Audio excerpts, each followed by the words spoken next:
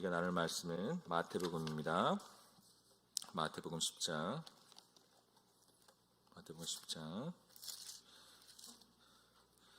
34절부터 마태복음 10장 34절부터 39절까지의 말씀, 34절부터 39절까지의 말씀, 우리 5절밖에 안 되니까요. 6절밖에 안 되니까 우리 다 같이 한 목소리 읽도록 하겠습니다. 34절부터 39절까지 같이 읽겠습니다. 시작. 내가 세상에 화평을 주러 온 줄로 생각하지 말라. 화평이 아니요 검을 주러 왔노라. 내가 온 것은 사람이 그 아버지와 딸이 어머니와 며느리가 시어머니와 불화하게 하려 함이니 사람의 원수가 자기 집안 식구리라. 아버지나 어머니를 나보다 더 사랑하는 자는 내게 합당하지 아니하고 아들이나 딸을 나보다 더 사랑하는 자도 내게 합당하지 아니하며 또 자기 십자가를 지고 나를 따르지 않는 자도 내게 합당하지 아니하니라. 자기 목숨을 얻는 자는 잃을 것이요 나를 위해서 자기 목숨을 잃는 자는 얻으리라. 아멘. 자, 우리 옆에 계신 분들 다시 한번 인사하도록 하겠습니다. 하나님이 사랑하십니다.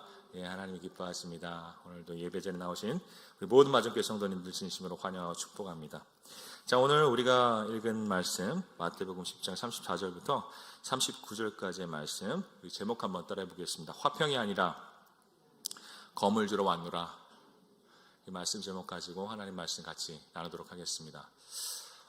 제가 마태복음 말씀을 우리 담임 목사님 그 새벽 설교 이어서 계속 전하고 있는데요. 공교롭게도 계속 제게 좀 배당되는 말씀이 중요한 주제가 있어요. 그것은 제자도라는 주제입니다. 그것이 무엇입니까? 우리가 예수님의 제자인데 우리가 어떻게 살아야 진정한 참된 예수님의 제자가 될 수 있을지에 대해서 말씀하는 그런 말씀들이 계속 이렇게 저한테 배당이 되더라고요. 근데 오늘 말씀도 제자도에 관한 말씀은 맞습니다. 그런데 약간 좀 느낌이 틀려요. 약간 좀 내용이 조금 틀려요. 지난번 제자도의 말씀은 그냥 포괄적으로 제자가 어떠한 것인가에 대해서 이렇게 말씀을 했다면, 이번에 예수님께서 말씀하신 제자도는 좀 특별한 그리고 구체적인 상황 가운데 너희가 참된 제자로서 어떤 삶의 결단을 해야 되느냐라는 것에 대해서 가르쳐 주시는 말씀이라고 할 수 있습니다. 그리고 그 특별한 상황이 너무 구체적으로 예수님께서 말씀해 주셨어요. 우리 10장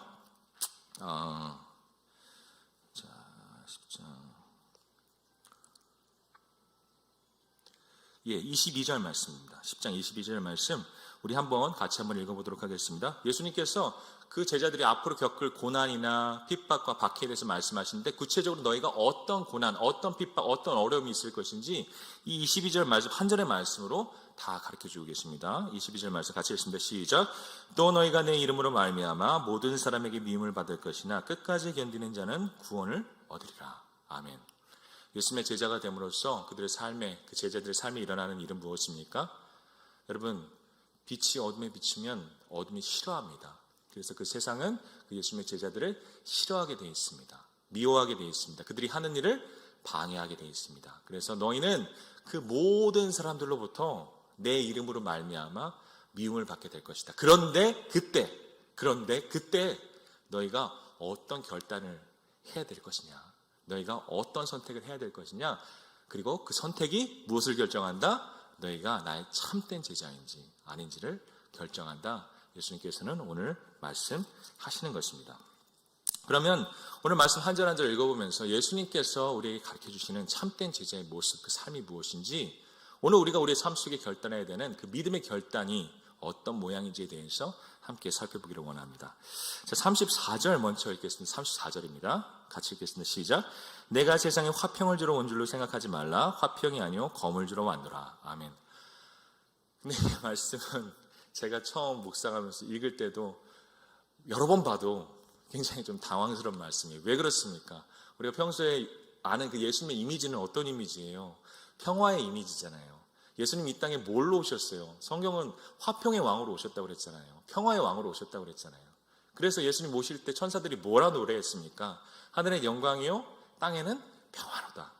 그리고 예수님 뭐라 가르치셨어요? 팔복에서 피스메이커, 화평케 하는 자는 복이 있나니 그들이 하나님을 볼 것이며, 그렇게 제자들에게 너네는 화평케 하는 자가 되라 했는데 갑자기 내가 화평을 주러 오지 않았다, 검을 주러 왔다, 가족들로 불화하게 함이라, 막 이런 말씀을 하시니까 이게 무슨 말씀인가? 예수님이 왜 왔다 갔다 오락가락 하시나? 이런 생각을 할 수가 있습니다. 그런데 오늘 특별히 우리가 읽은 34절 말씀 우리가 정확히 이해하기 위해서 한 단어만 이 말씀 가운데 덧붙이면 정확하게 예수님의 말씀의 뜻을 이해할 수가 있습니다. 그것은 무엇이냐면 내가 세상을 화평을 주러 온 줄로 생각하지 말라. 여기에 화평 단어 앞에 뭘 붙이면 됩니까? 까짜. 그리고 다른 말로 뭘 붙이면 됩니까? 세상에. 이런 말을 붙이면 예수님께서 이 말씀을 통해서 우리에게 하고 싶어 하시는 그 메시지가 정확하게 일치하는 그런 말씀이라 할 수 있습니다. 그럼 제가 다시 한번 읽어보겠습니다. 내가 이 세상에 가짜 화평을 주러 온 줄로 생각하지 말라. 예수님 이렇게 말씀하시는 거예요. 내가 이 세상에 가짜 세상의 화평을 주러 온 줄로 생각하지 말라. 이렇게 이 말씀을 읽으면 정확한 것입니다. 그러면 궁금한 것이 있습니다. 그러면 예수님께서는 내가 너희에게는 평화를 주러 왔는데 이 세상에 가짜 평화 주러 온 것이 아니다 라고 그렇게 말씀하시는데, 그럼 세상의 가짜 평화가 무엇인지 우리가 먼저 알아야지 우리가 그것을 좀 걷어내겠죠. 여러분, 그 예수님이 살던 시대를요, 사람들은요 평화로운 시대라고 얘기했어요. 아주 평화로운 시대라고 얘기했어요. 그래서 그 시대를 칭하는 그 말이 있습니다. 여러분 아마 고등학교 때나 대학교 때 역사 시간에 이런 말 배워본 적 있을 거예요. 팍스 로마나. 그렇죠? 대충 뭐 이 말을 잘 모르시는 분들도 이 뜻이 뭔지는 다 아실 것입니다. 뭐요? 로마의 평화. 그 당시 시대의 사람들은 이토록 평화로운 때가 없었다 라고 얘기를 해요. 근데 왜 그렇습니까? 그때요 전쟁이 없었어요.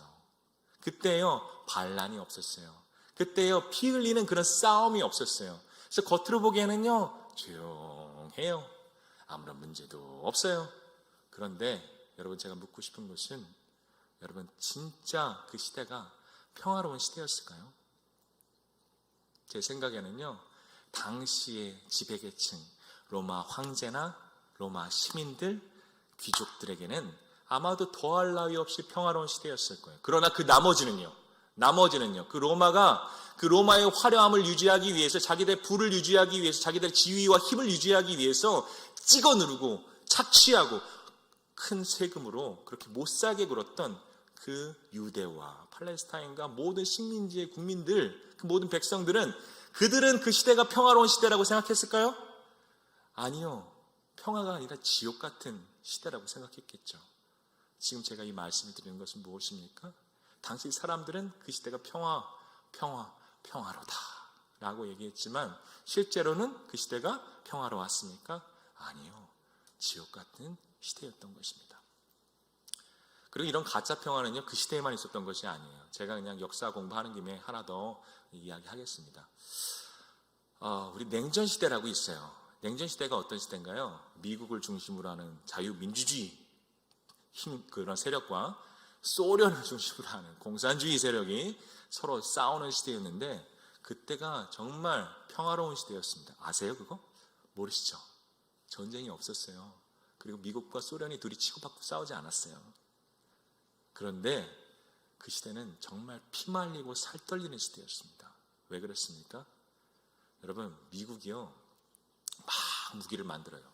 소련이요 그러면 거기에 따라서 딱 무기를 만들어요. 근데 이게 예전에는요 탱크 만들고요, 대포 만들고요, 총 만들고 이런 데서 끝났는데, 이제 기술이 발전하다 보니까 뭘 만들었어요? 핵무기. 미국이 하나 만들어요. 소련이 2개 만들어요. 2개 만들었으면 몇 개 만들어요? 4개 만들어요. 8개 만들어요. 기하급수적으로 핵무기가 늘어나는 거예요. 그리고 이제 서로를 방어하는데 어떻게 방어하냐? 너 핵무기 2,000개 갖고 있어? 나 3,000개 갖고 있어. 너 나 쏘면 나도 다 쏠 거야. 그러면 너도 망하고 나도 망해 라는 그런 전략으로, 너 죽자 나 죽자 전략으로 서로 쳐들어가지 못한 거예요. 서로 싸우지 못한 거예요. 그래서 그런 평화가 유지되고 있던 시대였습니다. 근데 여러분, 그 시대에 사는 사람들 평화로웠을까요? 아주 즐거웠을까요? 마음이 편안했을까요?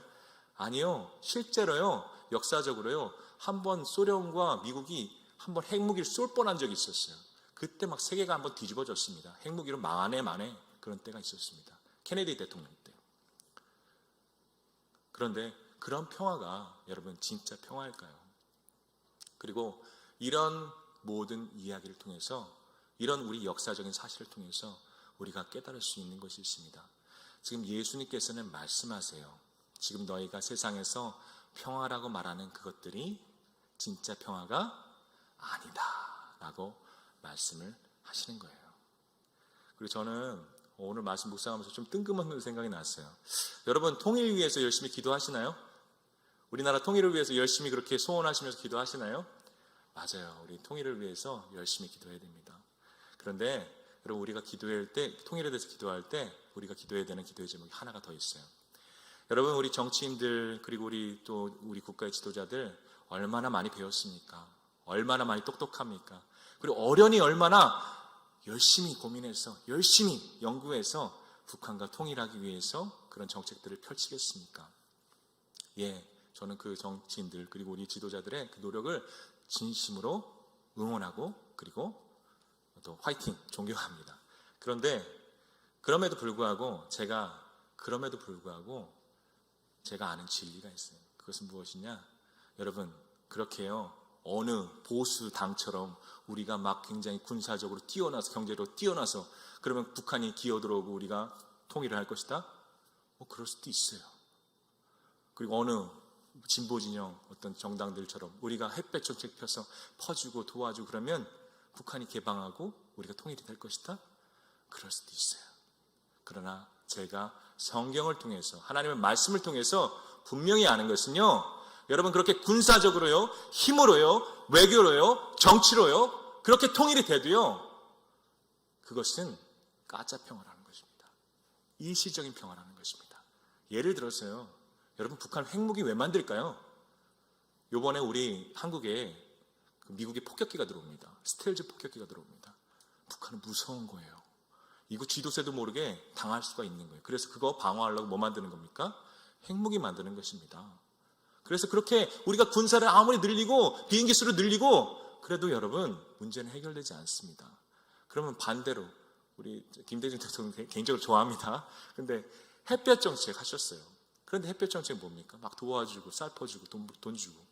근데 그렇게 했을 때는 좀 괜찮았을지 몰라요. 그런데 여러분, 마치 예수님 주시는 떡 그렇게 바라고 따라다니다가 그 떡이 딱 끊어지니까 등 딱 돌리고 배신하고 도망가는 그 사람들처럼 북한도 어떻게 해요?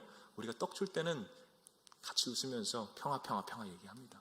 그러나 그 떡이 떨어지는 순간, 자기 필요한 것이 없어지는 순간 등 돌리는 게 우리 국가 간의 그런 외교, 그런 아주 정글과 같은 그런 외교인 것입니다. 그래서 결론은 무엇입니까?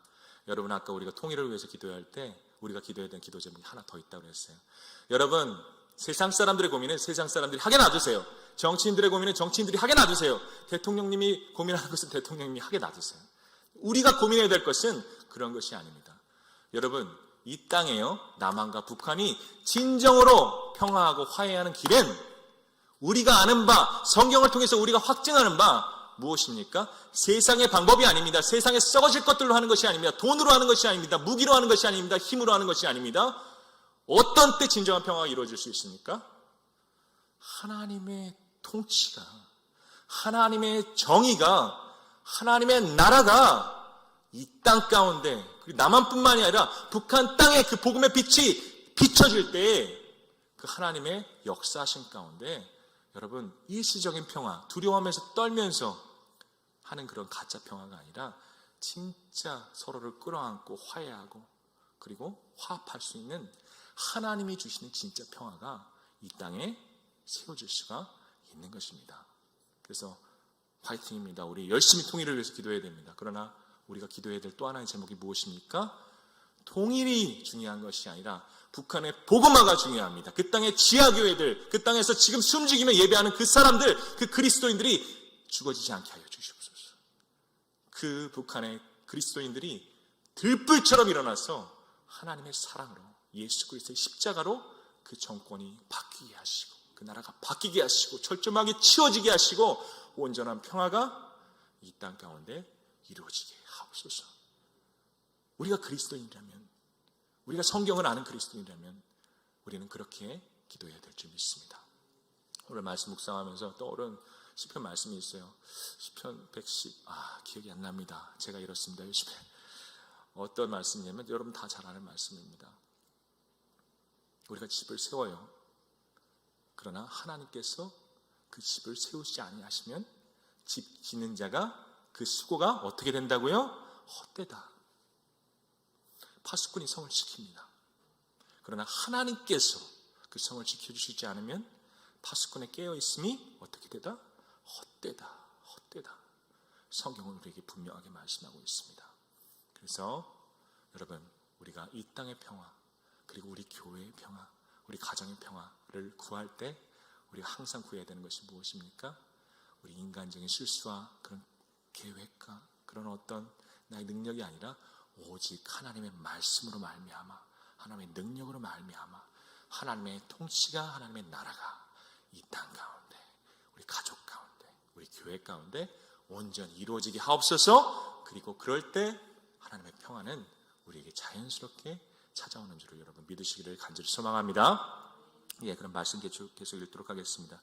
35절 말씀입니다. 같이 읽겠습니다. 시작. 내가 온 것은 사람이 그 아버지와 딸이 어머니와 며느리가 시어머니와 불화하게 하려 함이니. 36절도 있습니다. 사람의 원수가 자기 집안 식구리라. 제가 이거 읽으면서 이런 사자성어가 떠올랐습니다. 첩첩산중. 아니, 뭐 하나 좀 이렇게 좀 막 묵상해서 답을 좀 하나님 주신 줄 알았더니 또 어려운 말씀이 나오네. 또 어려운 말씀이 나오네. 그런데 먼저 말씀드리는 것은요, 이거 오해하지 마셔야 돼요. 이 예수님의 말씀은 너희가 집안에서 가족과 싸워라, 아무 이유 없이 싸워라, 막 이런 그런 싸움을 부추기는 말이 아니라는 거예요. 이건 뭐냐면 당시 그 제자들이 앞으로 그들이 겪게 될 그 현실이 있잖아요. 그들의 현실, 그들의 삶을 그냥 담담하게 예수님께서 묘사하신 거라고 할 수가 있어요. 왜 그렇습니까? 당시에요, 한 사람이, 한 유대인이 내가 선언해요. 커밍아웃해요. 나 그리스도인입니다. 나 예수님의 제자입니다. 그럼 어떤 일이 벌어질까요? 그 가족들이 그걸 듣겠죠. 그리고 그들의 반응은 무엇입니까? 첫 번째 반응은 아직까지 희망이 있어. 말려야 돼. 말려야 돼. 왜요? 당시의 그리스도인은 어떻게 됩니까? 출교. 뭐 지금이야 이 교회 안 다니면 다른 교회 가면 되지. 뭐 이게 아닙니다. 그때는 출교되면 유대인의 회당을 들어가지 못하는 것을 비롯해서 그 사람은 더 이상 유대인이 아닌 거예요. 유대인의 사회에서 유대인이 아니면 어떻게 돼요? 유령인 거예요. 유령. 직업도 없고요. 아무것도 못하는 거예요. 그러니까 가족들이 말리는 거예요. 야, 너 어떻게 하려고 그래? 너 어떻게 먹고 살려고 그래? 너 뭐 하는 거야 지금? 그러면서 뜯어 말립니다. 그런데 그럼에도 불구하고 그 예수님의 제자가 아니야, 난 그래도 예수님 따를 거야 라고 얘기하면 이제 분위기가 바뀌어요. 이제는 개인적으로 그 가족을 걱정하는 것을 넘어서 이제는 험악하게 바뀝니다. 그 그리스도인이 된 그 가족으로 말미암아 뭐가 더럽혀져요? 가문이 더럽혀져요. 우리 가문이 더럽혀져요. 야, 너 때문에 지금 우리 가문이 지금 완전히 똥에 떨어졌어. 똥칠 당했어. 다른 사람들 우리한테 뭐라 그러는지 알아?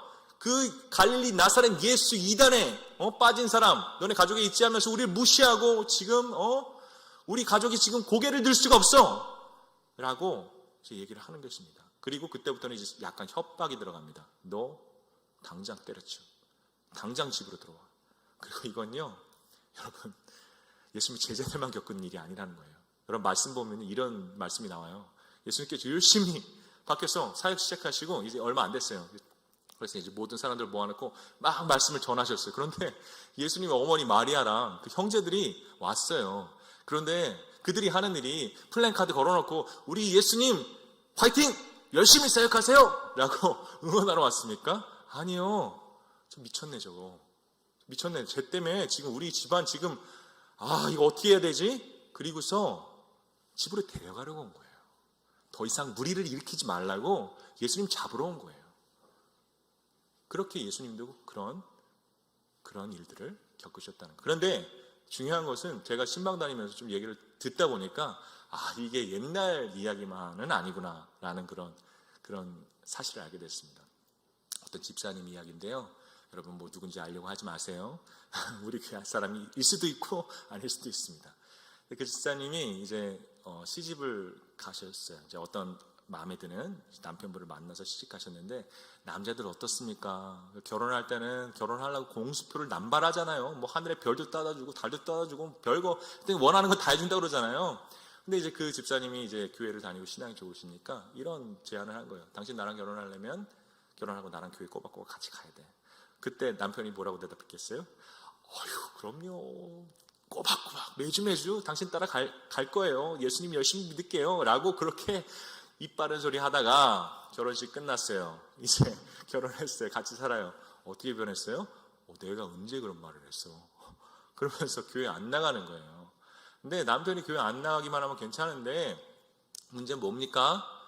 이 남편이 교회 가는 걸 싫어하는 거예요. 뭐 교회 가서 이제 자기 아내가 자꾸 교회 왔다 갔다 하면서 집안일 소홀히 하는 것도 싫지만은 아주 남편이 아주 진절머리 내는 게 있었어요. 그게 뭘까요? 11조. 꼬박꼬박 11조를 내는데 남편이 아주 그냥 아글아글 지르는 거예요. 왜 교회에 돈을 갖다 바치냐? 그냥 교회 가서 그냥 예배만 드리고 오지 왜 거기다 돈을 갖다 바치냐? 그러면서 그렇게 아내한테 막 면박을 주고 부부싸움을 매일매일 같이 했다는 것입니다. 네, 여러분, 여기서 질문이 있습니다.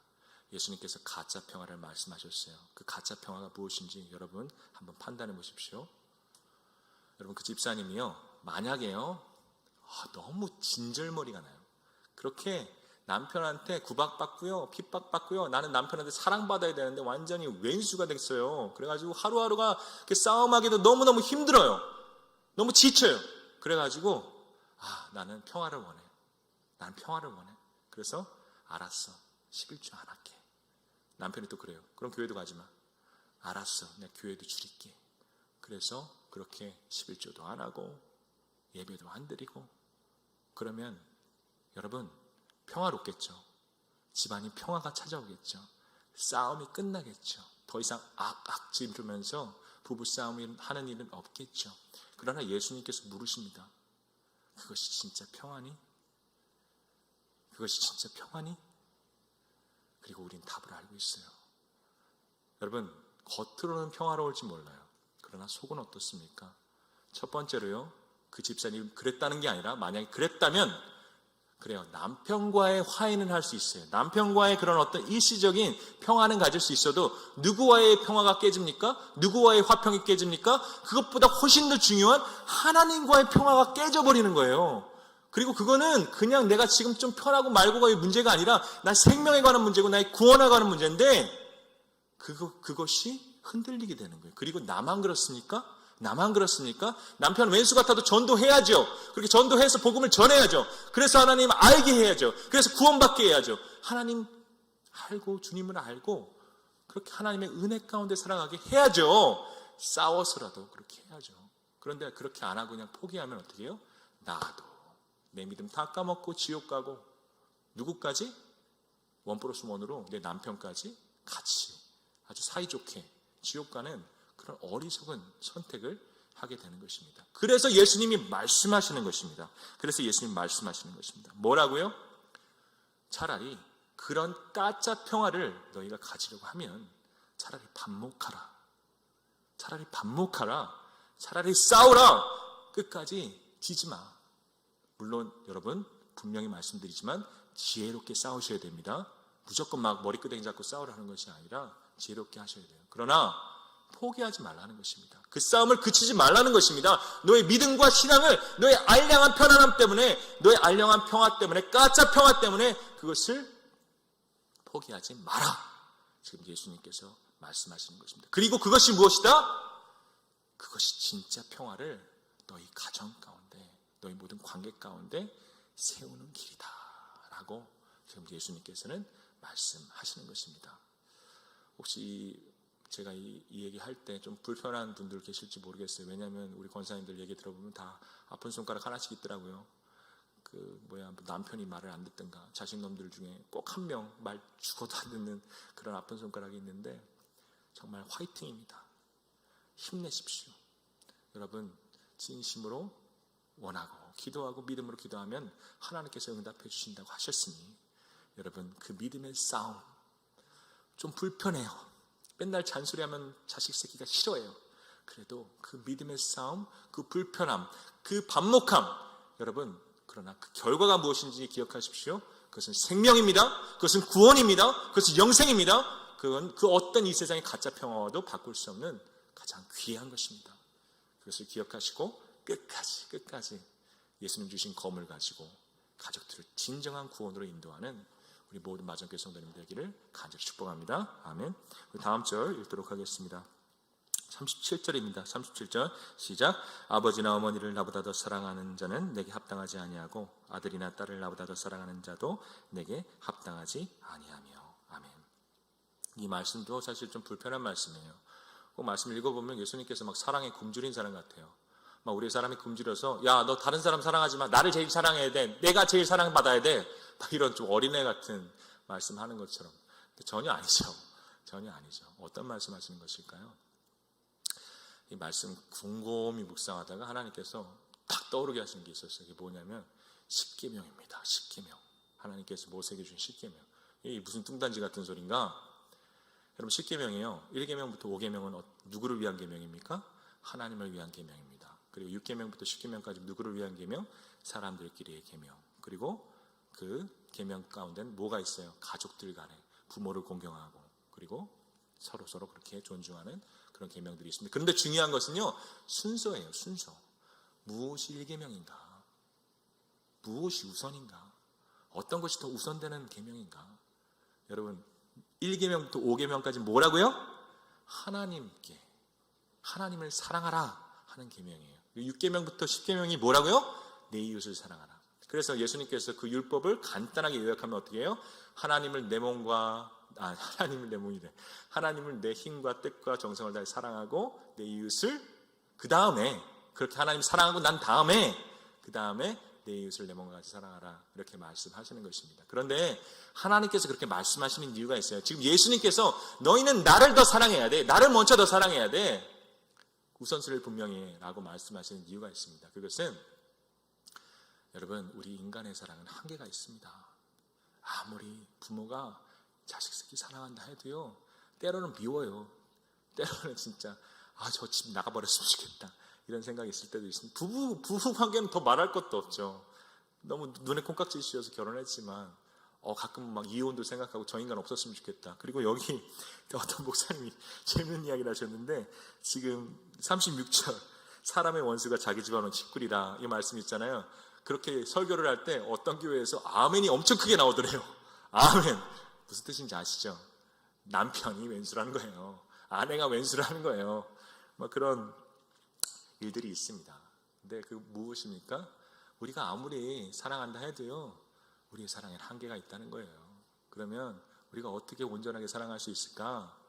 그 방법에 대해서 지금 예수님께서는 말씀하시는 것입니다. 그 방법에 대해서 그 십계명의 말씀을 통해서 하나님께서는 말씀하시는 것입니다. 먼저 어떻게 하라? 너가 너희 아내를 정말 그렇게 사랑하고 싶어? 너가 너희 남편을 그렇게 진심으로 사랑하고 싶어? 너가 너희 자녀를 그렇게 전심으로 온전하게 사랑하고 싶어? 그럼 너희가 할 것이 있다. 그것은 그들을 먼저 사랑하는 것이 아니라 누구를 먼저 사랑하라? 하나님을 먼저 사랑하라. 예수님을 먼저 사랑하라. 주님께서 말씀하시는 것입니다. 그럼 왜 그럴까요? 왜 그럴까요? 우리가 마음을 열고요 주님을 먼저 사랑하잖아요. 우리가 마음을 열고요 하나님을 먼저 사랑하잖아요. 그럼 사랑은 일방통행이 아닙니다. 쌍방통행입니다. 그렇죠? 우리가 사랑하면 하나님 가만히 계세요? 그래 너가 나 사랑하는구나 하고 그냥 싹 뒤돌아가세요? 아니죠. 하나님께서는 우리가 사랑하는 것, 우리가 드린 사랑보다 비교도 안 될 정도의 어떤 사랑이 큰 사랑, 한량없는 사랑, 한량없는 은혜를 우리에게 넘치도록 부어주시는 거예요. 그리고 여러분 그 사랑 가운데 그 은혜 가운데 그 하나님의 사랑에 푹 빠진 가운데 우리는 비로소 뭐 할 수 있습니까? 우리 아빠를, 우리 남편을, 우리 아내를, 우리 친척을, 우리 이웃을 인간적인 사랑이 아니라 하나님처럼 사랑할 수 있는 그런 능력을 우리가 얻게 되는 것입니다. 오늘 이 말씀만 좀 마치고 오늘 말씀은 일찍 마무리하려고 합니다. 제가 가끔 좀 시간 있을 때마다 즐겨보는 프로가 있습니다. 뭐 TV 쇼 프로 그런 건 아니고요. 제가 목사잖아요. 그래서 새롭게 하소서 그 CBS인가요? 거기서 하는 그런 프로를 자주 봐요. 근데 거기에 좀 제가 좋아하는 목사님이 나왔어요.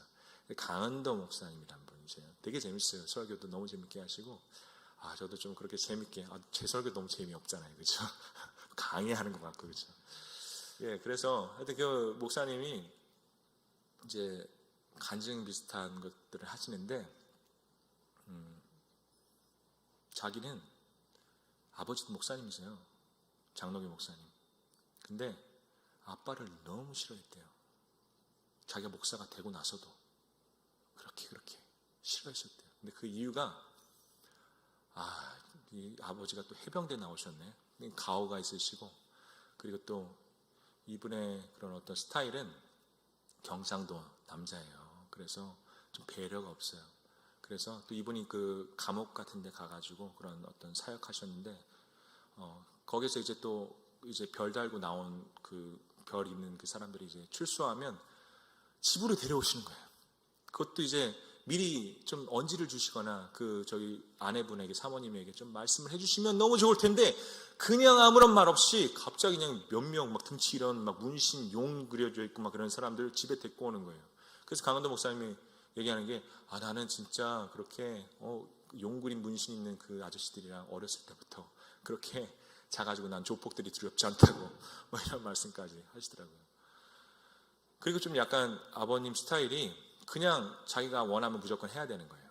그리고 좀 약간 원칙주의자예요. 그래서 우리 새벽 예배 같은 것들도 우리 강원도 목사님 초등학생 때부터 한 번도 빠지면 안 돼요. 그리고 매일매일 가정 예배 드려야 되고, 막 성경도 꼬박꼬박 몇 장씩 읽어야 되고, 하여튼 그렇게 막 아들도 쥐잡듯이 잡았대요. 근데 그때는 그 어린 마음에 그 아빠가 진짜 바리새인 같이 보였대요. 서기관처럼 보였대요. 아버지 바리새인 서기관들 욕하는데 아버지가 서기관이네, 아버지가 바리새인이네, 난 절대 저렇게 살지 말아야지. 그리고 엄마가 너무 불쌍한 거야. 엄마가. 그래서 나는 아버지랑 엄마랑 이혼했으면 좋겠다, 뭐 이런 생각도 하고, 그렇게 아버지를 미워했는데 그게 어른이 돼서도 용서가 안 되더래요. 그런데 하루는 이제 트레스 디아스라고요. 그 뭐 아시죠? 뭐 이렇게 제자 훈련 비슷한 건데, 이제 아는 선배 형이 그냥 그 티켓을 주고 너 거기 갔다 와. 그리고 옛날에는 선배가 그렇게 얘기하면 갔다 왔어야 되나 봐요. 그래가지고 거기에 갔대요.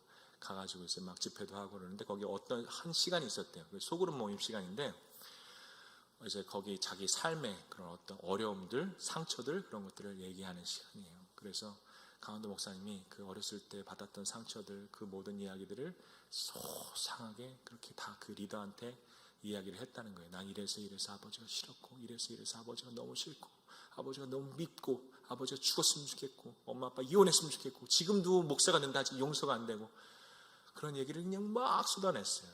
그런데 그걸 다 듣고 나서 거기 있는 리더가 이런 말을 하더래요. 목사님, 그때 전도사님이었나? 하여튼 전도사님, 목사님, 제가 하나 부탁드려도 되겠습니까? 그래서 그 강원도 목사님, 그렇게 하시라고, 부탁하시라고. 뭐 하시려고 그러시냐고. 제가 그 아버지를 대신해서 우리 목사님에게 사과하고 싶습니다, 라고 그렇게 얘기를 하더래요. 갑자기 뜬금없이.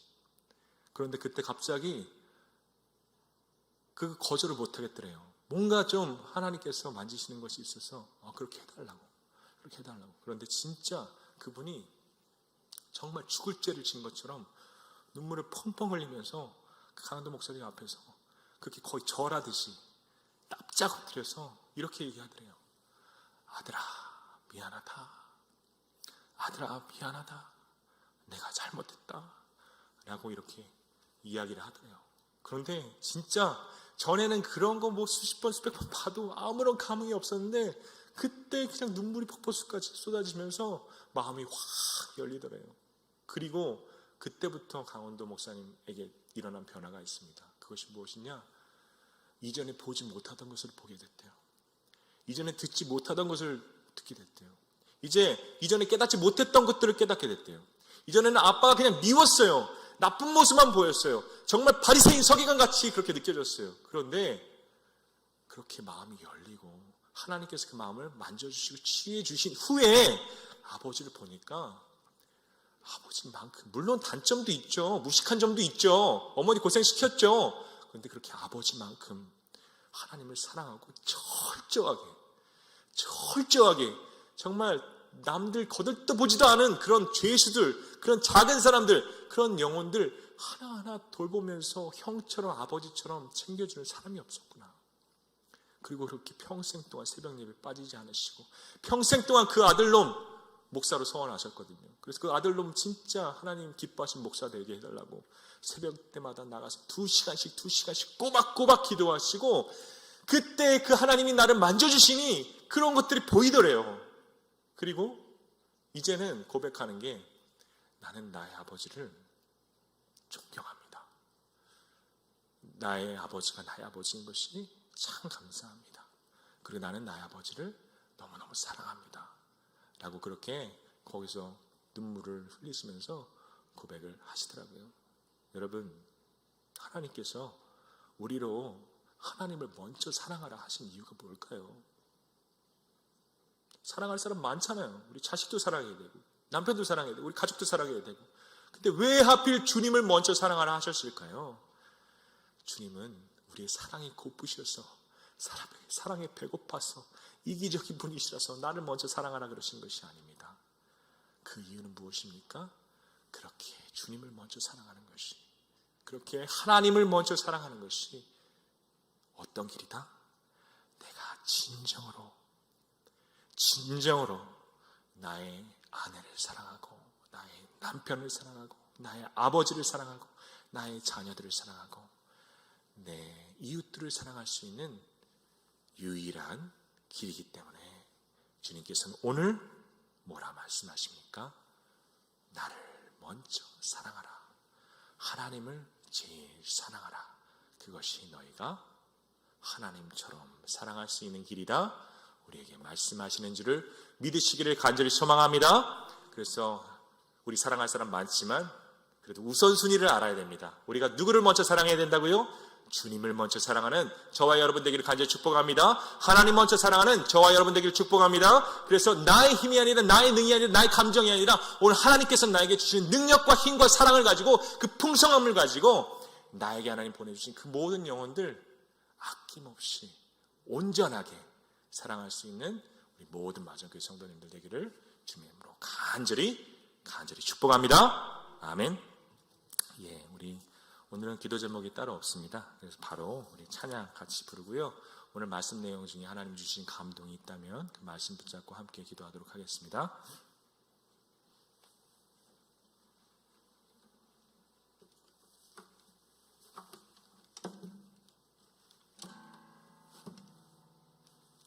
오늘 말씀 끝나고 무슨 찬양을 할까 좀 고민을 했어요. 근데 바로 이 곡이 생각나더라고요. 여러분 다 잘 아시는 찬송가입니다.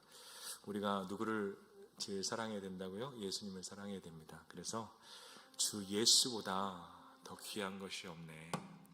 정말 우리가 주님 사랑하는 것이 억지로 사랑하는 것이 아니라 오늘 하나님의 감동하신 가운데 우리가 정말 주님을 더욱 가까이 하고 주님을 더욱 사랑할 수 있는 우리가 되기를 간절히 소망합니다. 그래서 그 사랑 가운데 하나님 주시는, 부어주신 그 사랑을 가지고 서로를 더 아끼고 섬기고 하나님처럼 사랑할 수 있는 우리 모두가 되기를 간절히 축복합니다.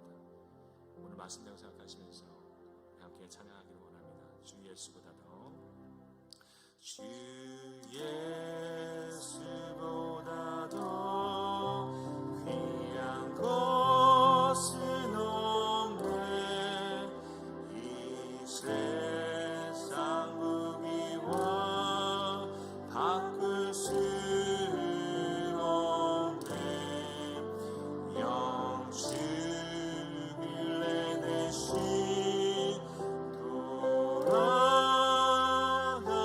돌아가신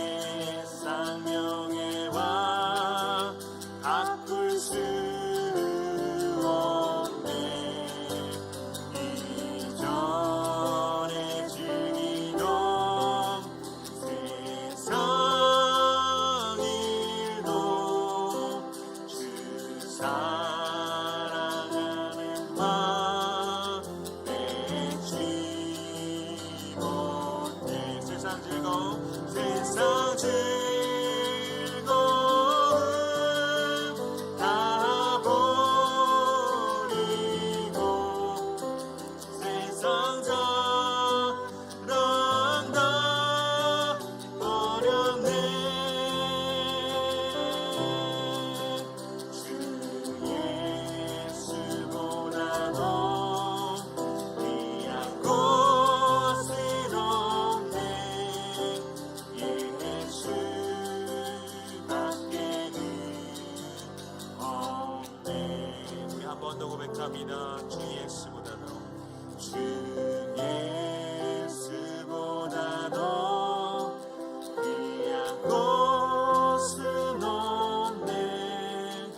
이 세상 행복과 바꿀 수 없네. 유혹과 핍박이 몰려와도 주 섬기는 내 맘 변치 못. 세상 즐거움 세상 즐거움 다 버리고 세상 자랑 다 버렸네. 주 예수보다도 귀한 곳은 없네. 예수밖에는 없네. 우리 이 시간 우리 말씀 들으면서 하나님 주신 감동 가지고 그 말씀 하나하나 붙잡고 주님께 자유롭게 우리 기도하는 시간 갖도록 하겠습니다. 하나님, 우리가 찬양한 것처럼 주 예수보다 귀한 것 얻게 하소서. 주님을 가장 사랑하는 우리 모두가 되게 하소서. 그리고 그 하나님과의 거룩한 사귐 가운데, 그 사랑의 관계 가운데 오늘도 하나님의 풍성한 사랑이 우리에게 부어지게 하여 주시옵소서. 그래서 하나님, 우리가 우리의 감정과 능으로 하는 것이 아니라 하나님의 마음을 품고 하나님의 사랑으로 나의 가족을 사랑하게 하시고 이웃을 사랑하게 하시고 나라를 사랑하게 하시고 교회를 사랑하게 하시고 우리 모든 공동체를 사랑할 수 있는 우리 모든 마정교회 성도들 되게 하여 주시옵소서. 우리 다 같이 주여 한번 부르시고 통성으로 기도하기를 원합니다. 주여, 아버지, 우리가 찬양하였습니다. 아버지, 우리가 고백하였습니다. 주 예수보다 귀한 것 없네. 이 세상 부귀와 바꿀 수 없네. 이 세상 명예와 바꿀 수 없네. 이 세상 행복과 바꿀 수 없네. 주 예수가 내가 가장 사랑하는 분입니다. 주 예수가 내가 가장 사모하는 분입니다. 하나님, 주 예수가 나의 삶에 가장 귀한 분 되게 하소서. 하나님, 그리고 하나님, 그렇게 우리가 사랑할 때 하나님, 그 사랑을 통하여서 하나님과의 거룩한 관계 가운데, 그 사귐 가운데 오늘도 하나님의 충만하신 은혜와 충만하신 사랑이, 충만한 성령의 역사가 우리에게 부어지게 하여 주시옵소서. 그래서 하나님, 오늘도 우리가 나의 힘으로, 나의 감정으로, 나의 지혜로, 하나님, 나의 의지로 살아가는 것이 아니라 하나님, 하나님 주신 마음을 가지고 하나님, 그 십자가에 못버려 주신 그 예수 그리스도의 사랑을 가지고 하나님, 오늘 나의 가족을 사랑하게 하여 주시옵소서. 나의 자녀를 사랑하게 하여 주시옵소서. 나의 남편을 사랑하게 하여 주시옵소서. 나의 부모를 사랑하게 하여 주시옵소서. 나의 이웃을 사랑하게 하여 주시옵소서. 나의 교회를 사랑하게 하여 주시옵소서. 나의 석교의 식구들을 사랑하게 하여 주시옵소서. 우리 공동체 청년들을 사랑하게 하여 주시옵소서. 하나님, 우리 학생들을 사랑하게 하여 주시옵소서. 아버지 붙잡아 주시옵소서. 주님을 더욱 사랑하게 하여 주시옵소서. 주님을 더욱 사랑하고 이웃을 더욱 사랑하는 우리 모든 마정교회 성도들 되게 하여 주시옵소서. 이 진리를 잊지 않게 하시고 이 하나님 말씀을 우리 마음에 새기고 올 한 해 하나님과의, 주님과의 더 거룩한 사귐 가운데로, 또 친밀한 교제 가운데로 들어가는 우리 복된 우리 마정교회 모든 성도님들의 삶이 될 수 있도록 하나님 역사하여 주시옵소서. 하나님 축복하여 주시옵소서. 주님 감사합니다. 우리가 말씀 듣고 찬양하였습니다. 주 예수보다 더 귀한 것은 없네. 이것이 그냥 오늘 우리가 감정으로 부르는 그 찬양이 되는 것이 아니라 우리가 믿음으로 고백하고 우리의 삶이 되는 신앙의 고백이 되게 하여 주시옵소서. 오늘도 주님을 더욱 먼저 사랑하기를 원합니다. 그리고 하나님, 그렇게 주님 사랑할 때 오늘도 주님의 그 깊은 사랑을, 풍성하신 그 하나님 아버지의 사랑을 우리가 더 깨닫고 느끼고 경험하게 되기를 간절히 소망합니다. 그래서 오늘도 하나님, 그 하나님의 사랑을 품고 그 마음을 품고 서로서로 더욱 사랑하고 서로서로 더욱 섬기며 오늘도 사랑으로 날마다 승리하며 하나님의 참된 평화를 우리 가정 가운데, 우리 교회 가운데, 우리 나라 가운데, 이 세상 가운데 세워가는 복된 우리 마정교회 성도들 될 수 있도록 주님 인도하여 주시옵소서. 이 모든 말씀 예수 그리스도의 이름으로 간절히 기도드리옵나이다. 아멘. 하늘에 계신 우리 아버지여, 이름이 거룩히 여김을 받으시오며 나라의 마옵시며 뜻이 하늘에서 이루어진 것 같이 땅에서도 이루어지이다. 오늘날 우리에게 일용할 양식을 주옵시고 우리가 우리에게 죄진 자를 사하여 준 것 같이 우리의 죄를 사하여 주옵시고 우리를 시험에 들게 하지 마옵시고 다만 악에서 구하옵소서. 나라와 권세와 영광이 아버지께 영원히 있사옵나이다. 아멘. 우리 이 시간, 이번 주간 함께 기도할 제목 7가지 놓고 우리 함께 중보 기도하기를 원합니다. 이제 명절날입니다. 온 가족 같이 모여서 위로하고 격려하는 복된 명절 되게 해주세요. 명절에 힘들어하는 이들을 주님께서 위로해 주시고 그들의 마음 붙잡아 주세요. 우리 코로나 방역 잘하면서 설날 보내게 해주세요. 또 백신 속히 공급되고 코로나가 그쳐서 우리 모든 마정교회 성도들 함께 모여서 기쁨으로 찬양하며 예배하는 날 오게 해주세요. 우리 새벽 기도회 계속해서 진행되고 있습니다. 하나님, 우리 모든 마정교회 성도들 함께 모여서 우리 나라를 위해서, 이 어려운 시국을 위해서, 교회를 위해서 함께 기도하는 복된 시간 되게 해주세요. 졸업하는 이들, 입학하는 이들, 취업하는 이들 주님께서 선하신 길로, 복된 길로 인도하여 주시옵소서. 몸이 아프신 분들 계십니다. 하나님께서 치료의 광선을 비춰주셔서 태초에 아름답게 창조하신 그 모습 그대로 온전히 회복될 수 있도록 주님께서 인도하여 주시옵소서. 이 모든 기도 제목 가지고 우리 함께 기도하기를 원합니다. 하나님, 주님, 복된 설날 되게 해주세요. 모든 가족들 주님 은혜 가운데 만나고 위로하고 사랑하고 섬기는 명절 되게 하여 주시옵소서. 힘들어하는 이들 위로하여 주시옵소서. 경제적인 도움을 받을 수 있도록 주님께서 인도하여 주시옵소서.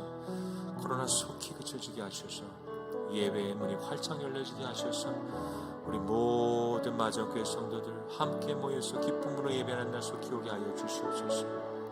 새벽 기도회를 통하여서 거룩한 사귐, 성부, 성자, 성령 주님과 함께 춤추는, 함께 어우러지는 복된 그 사귐 가운데로 들어가게 하여 주시옵소서. 졸업하는 이들, 입학하는 이들, 취업하는 이들, 우리 청년들, 학생들 인도하여 주시옵소서. 우리 몸이 아프신 분들, 수술 앞두고 있는 분들 주님께서 굽어 살펴주셔서 온전히 회복되게 하시고 건강하게 하셔서 주님 예배하고 찬양하는데 조금도 부족함이 없도록 하나님 도와주시옵소서. 주님 붙잡아 주시옵소서.